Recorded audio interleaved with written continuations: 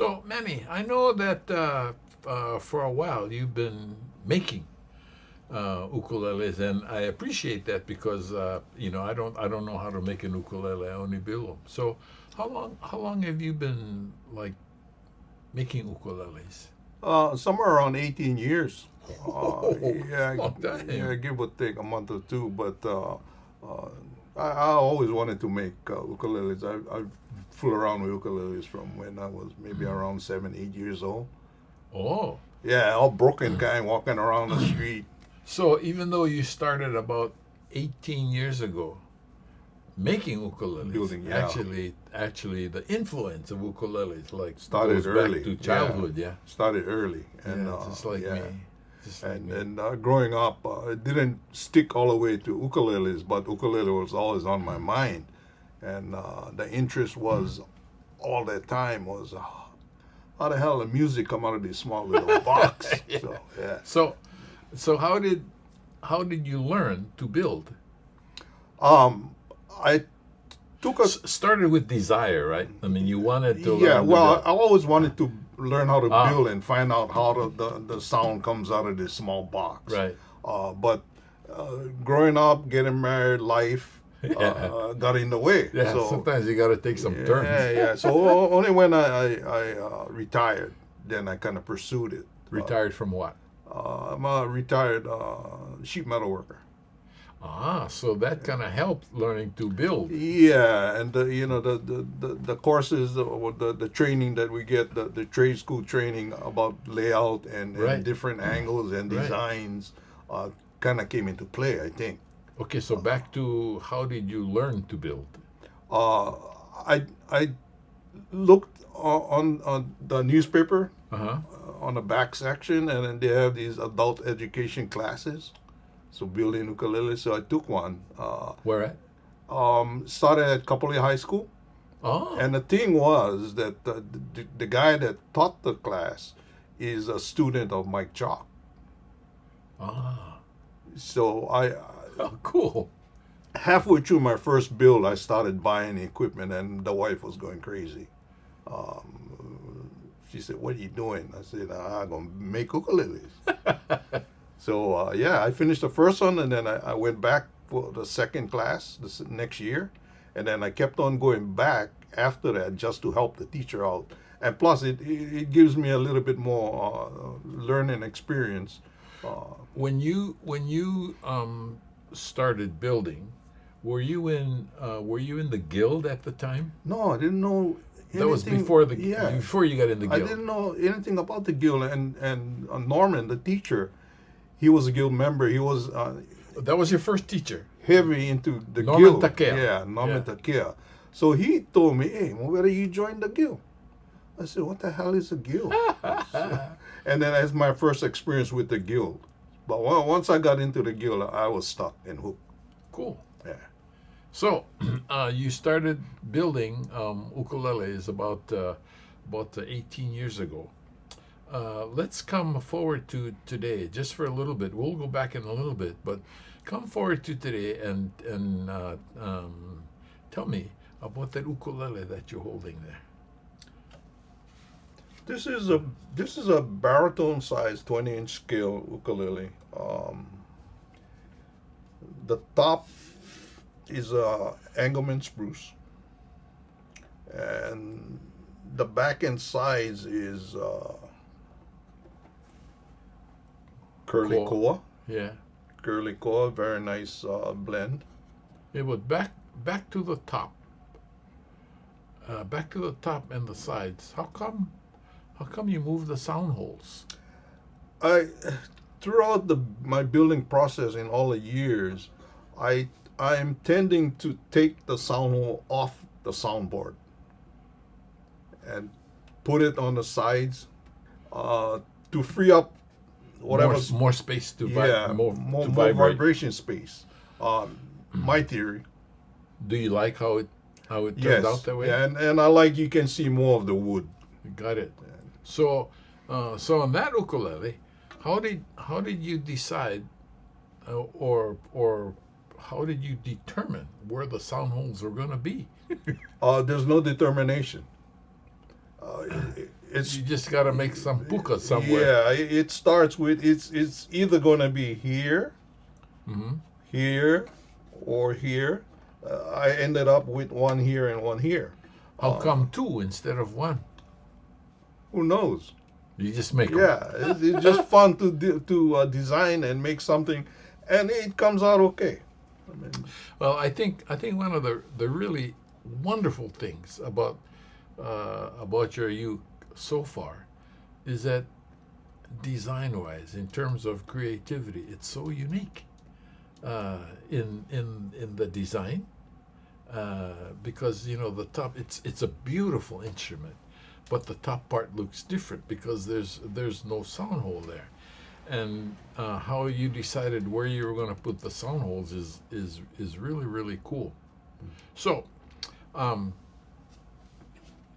what about the fretboard? It's a normal baritone scale. yeah, a normal baritone scale. It's a ebony Macassar fretboard, Right. and then the neck is a tiger maple, laminated with a strip in the middle, Yeah. and then the normal open yeah. headstock. I notice that you have what I know is called a zero fret. Can you tell us about that and why you did that? Yeah, I came across actually Norman Takea turned me on to this when I was taking his classes. He was a big influence in. Yeah, he mentioned it at one of our classes. He said it would be cool to put a zero fret on a ukulele, and I was, what is that? Was that? Yeah. Yeah. Then he said, go look at the guitars. Some of the guitars got it. So then I figured out how to do it. I started putting them on, and nobody else was doing them well, from what I came across. Right. And I found out that the setup here is so much easier to find the string height because it's set. The string height Is that set. the most important reason for using a zero fret? To me, yeah. Cool.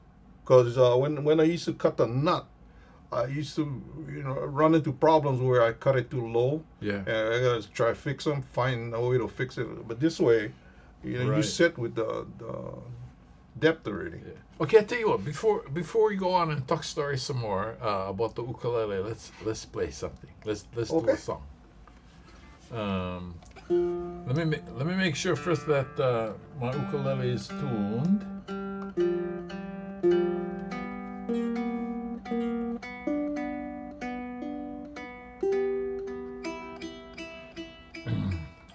Okay, what song, brother?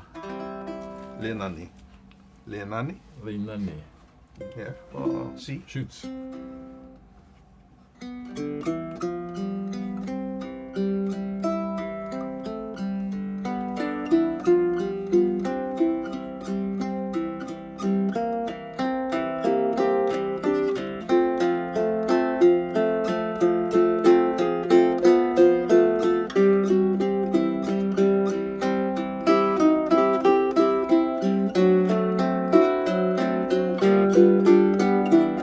Hey, está with the pani. Take it away, brother. Auhe avale oe ku'uleilani Hoi mai no kaua la e pili First again. Auhe avale oe ku'uleilani Hoi mai no kaua la e pili Pani again. Pani.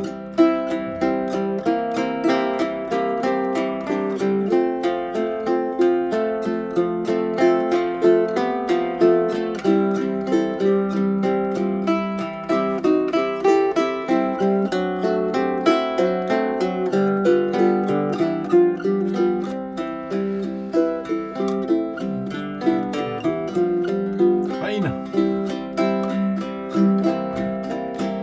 inayamay anakapuan na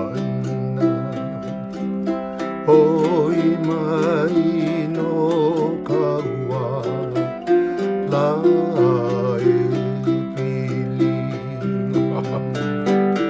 That's good fun. ay inayamay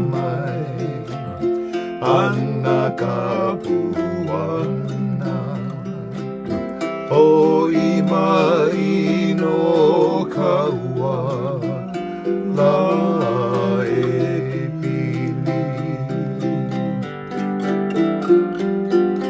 One more man, Paul.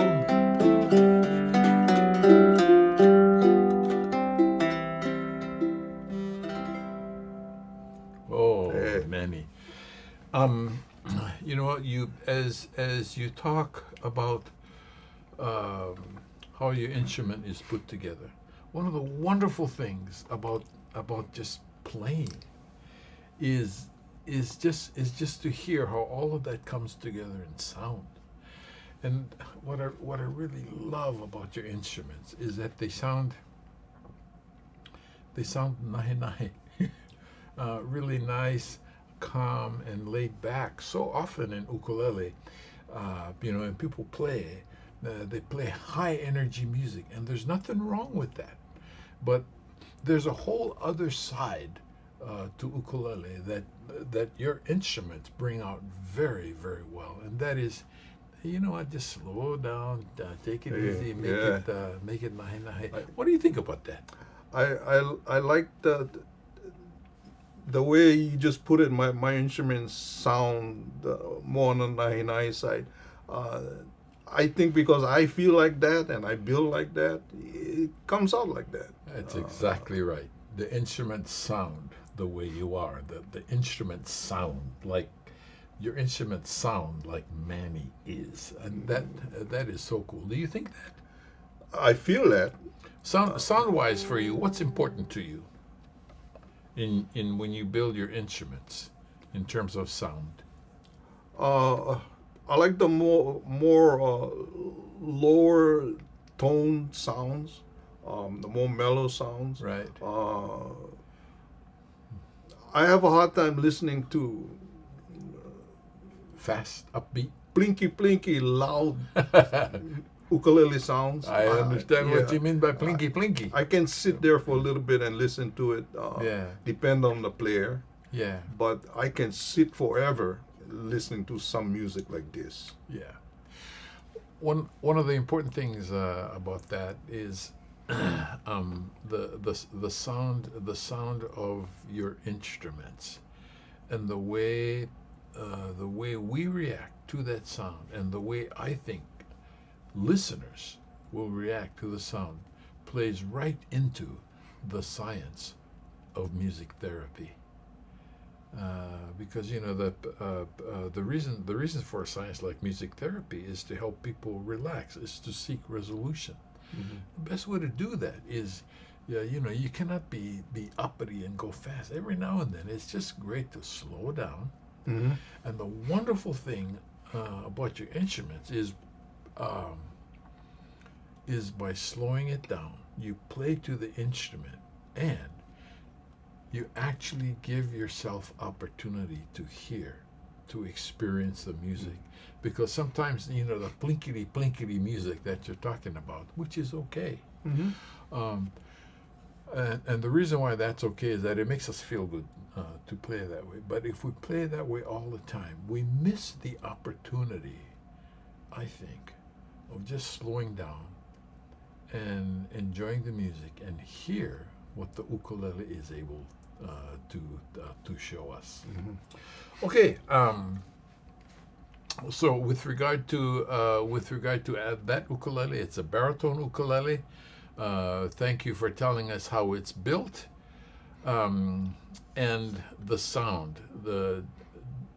When you made that ukulele and now playing it, do you feel that you achieved what you liked about sound?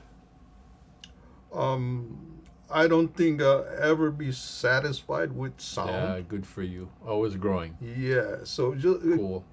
continue looking, Yeah, but satisfied to the point where I am now. cool. Okay. Speaking of continuing to look, let's switch ukuleles now, and I will show off this uke, and you tell us about it. Okay, this is a tenor body, 20-inch scale. 20 inches is from here to here. Yes, Okay. and why I did that, I don't know. Uh, just was something. You just would make 'em. Yeah, I don't know, no reason. Just, Okay. just That's a good reason. opening the book and looking inside what get. Turned out pretty darn good. Yeah. So Okay. and the top is bought off cedar, Uh-huh. stained in ebony, Ah.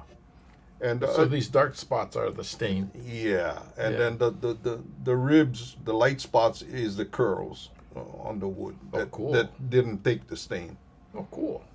Yeah. So this wood came from Les Stencil in Oregon, Yeah. and then when I did that, I kind of Way to go, Les. sent him a note. I thought he was gonna be upset because I stained one of the wood, and then he sent me back a picture of a black pot of cedar that he stained. Yeah, so Oh, that cool. made me feel okay. So, but Yeah. I thought I was gonna make him upset, but nah, that's So what's this black guy all about here? that's ABS plastic, polished, shaped and polished. To just depict a picking guard. Oh, okay. So it's planned as a pick guard. Yeah, Cool. but it depends on the player where he plays. Is that gonna Oh, work? that's right. I know some guys like to use picks when they play. I cringe when they use So picks. whatever it is, but I just put that on. I think it has a nice look to it. Changes up the. How about the soundboard. rose? Was that just your idea? The rose was that picture of the rose. I did it once before in my earlier building career, Right. and then I had it in my books. So I Right. just fanned through the page and I found the rose, and I said, "Oh, I want to make an inlay of the rose." Oh, cool. So I did that, and then I figured I could put it on the fretboard, and shaping the leaves, and normally they just cut the fretboard around, and then the leaves is inlaid Right. in a fretboard. But I wanted to cut out the leaves and make it part of the shape of the fretboard, which is a little bit different, I think. There's so many wonderful things going on with this ukulele. So, tell us about this guy right here. And notice there's no sound hole on here, just like that one. So you put the sound hole basically with these two ukes, the same place, one here and one here. Yeah. So this one here, I made a cutaway version. Yeah. Yeah. And then I just decided to put a sound hole in the cutaway.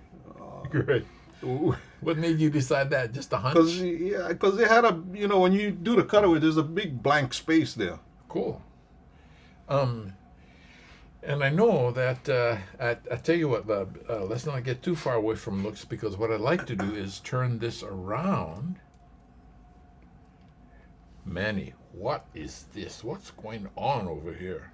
That's goofing off with some resin, poured in resin, and It's beautiful, actually. yeah, this is the void of the tree that I got a piece and was rot, Right. and I just didn't want to waste the piece, Right. so figured out I'm gonna pour the resin in there and make it a part of the back, Yeah. and it worked out okay. First time using resin. Okay, let's have one more go around on this ukulele, because there's so many wonderful, wonderful things going on. Look at that top. Okay, so the other thing about this ukulele is that just like that one, this one also has a 0 fret. But what's interesting about this ukulele is the scale, because that ukulele is a normal baritone Baritone, scale. yeah. What's the scale of this ukulele? Same as this. Uh, 20. 20. Okay, but the body is a little bit smaller. Yeah, it's a neck size below this. Yeah. A tenor body. Because it's okay, because it's a tenor body, but based on the fact that it is a tenor body, you can consider this to be an extended tenor scale, Yes. or maybe a reduced baritone. Yeah, my idea behind doing this, was to normally guys build a tenor, and then they try to tune it back down to build a baritone and try to Baritone. tune it back down to a tenor. So my idea was to take a tenor and tune it up to a baritone. Cool. Uh, And so how is this tuned? What is this pitch? that is tuned in the top is F. Okay, so this is F, and then B flat, Yeah, and D, then D, and then G, G. right? Yeah, Okay, so F, B flat, D, G is kind of between tuning wise, Yeah, tenor and a baritone. I'll tell you what, let's do something else with regard to tuning. One of the interesting things that I know you like to do is play around with tunings. So now we know that this one is different, and that's a regular baritone tuning. But let's tune that differently Tune it to what you like, and then we'll play a song. While you're doing that, I'll make sure that my ukulele is tuned.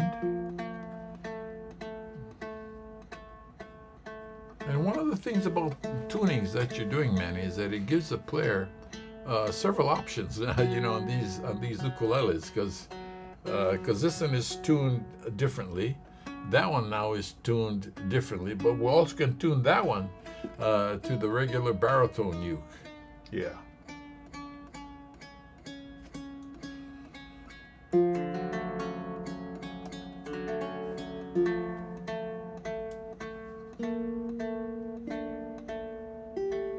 Oh, I'm ready. Are you ready? Yes. Oh, that's beautiful. What's on? What key? We're in D. Oh, okay. Shoot. So Kawaii is on. Okay.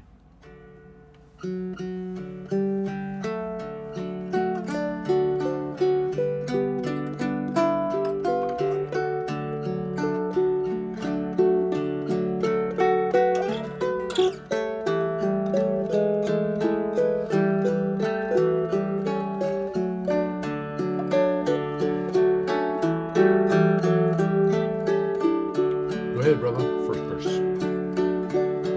Aloha e au, iku aina, ike kukila kila o vai ale ale.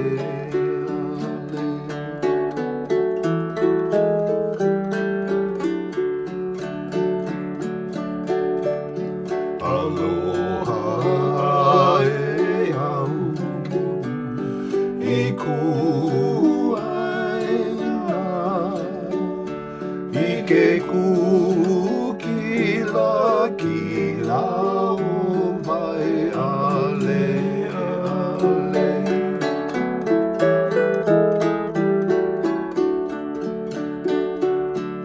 Bonnie.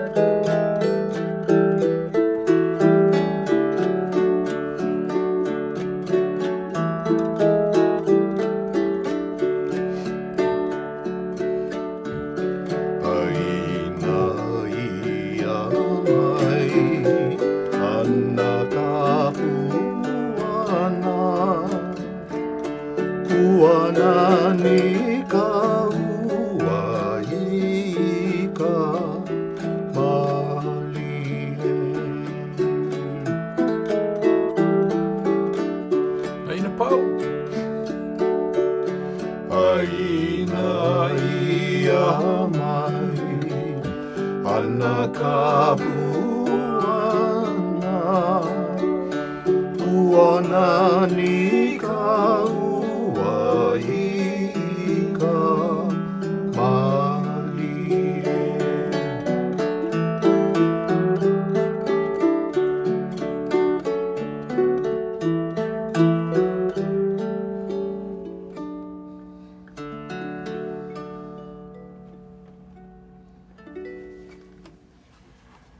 And with that, we bring this session to an end. Look forward to the next one. Thanks, Manny.